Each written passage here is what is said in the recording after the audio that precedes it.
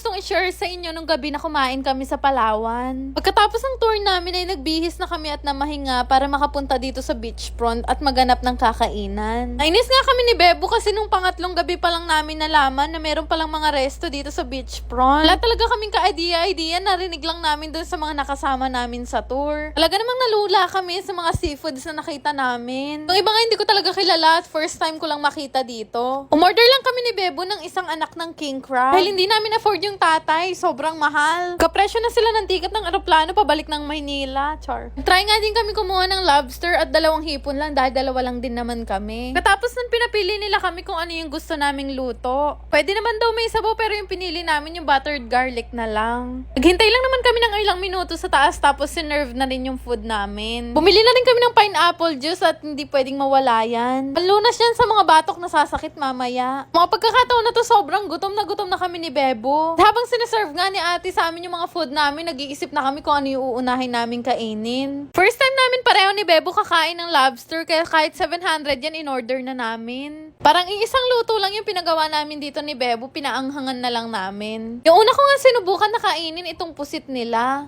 Ihaw nila to tsaka nilagyan ng sibuyas at kamatis. Excited na kaming kainin tong lobster kaya ito na yung sinunod namin. Well, first time nga lang din namin to kakainin, hindi kami masyadong familiar kung paano to kainin. Kaya nagulat talaga ako nung nakuha ko yung laman ng isang bunutan. Hindi ko talaga ina-expect na ganito pala kalaki talaga yung laman ng lobster. Sa mga pagkakataon nga na to, nakakaramdam na talaga kami ng pagkahilo ni Bebo. Sabi sobrang sarap nitong lobster na to. Kaya sa amin dalawa ni Bebo, ako talaga yung may pinakamaraming nakain. Time nga na to, hilong-hilo na talaga si Bebo. Pero ilalaban ko pa rin tong anak ng king crab na to. Text ko lang sa inyo kung gaano karami yung alige at yung laman niya. Solid nito guys, kahit saang party ng galamay niya, sobrang daming laman talaga. Nakalimutan ko sabihin sa inyo na sobrang favorite ko pala ang crabs. Lalo na talaga yung mga ganito kalalaman. Mga oras nga na to tumigil ng kumain si Bebo at ako na lang mag-isa. Umulong kasi siya sa akin at hindi na daw niya kaya dahil hilong-hilo na siya. Hilong-hilo na rin naman ako pero dahil sobrang favorite ko to at nasasayangan ako, pinilit ko pa rin kainin. Natawanan na nga kami nung katabi naming table dahil pareho na kaming nakapikit habang kumakain. Kudzay, pang-4 na pineapple juice na yata namin to. Naubos naman namin yung food namin kaya nung nakapagpahinga na kami at nahimasmasan kami ay lumabas na kami ni Bebo. Sobrang dami ko talaga nakain, yung tiyan ko parang kabuanan ko na. Naglakad-lakad lang kami dito sa may front beach para mahimasmasan kami. Ito talaga namin napatunayan mas malakas palang tama ng lobster kaysa sa gin bilog. Uwi na nga sana kami ni Bebo pero naglakad pa kami dito sa mga bilihan ng souvenirs. Habang naglalakad nga kami ni Bebo dito, may naalala kaming place. Para kasi kami nasa Kalye Cresologo dito. Pero syempre hindi kompleto ang outing kapag hindi ka nakabili ng mga souvenirs na dinidikit sa ref. Kaya namili na kami saglit at umuwi na dahil hilong-hilo na kaming dalawa.